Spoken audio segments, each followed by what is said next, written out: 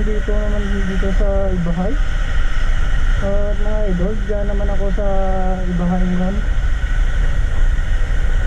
At ito, may nakakagutan sa taas ng welcome to my Ibahay. Napakagandang naman ng mga banwa dito mga idol. Yung market nila. Napamalinis naman tingnan mga idol. At ilo mga Ibahay. At araw naman tayo na mag-video ito mga idol. At pag-follow natin, subscribe lang mga idol. Napakaganda naman dito mga idol sa Ibahay. At malinis ng tingnan na idol yung daan nila. So,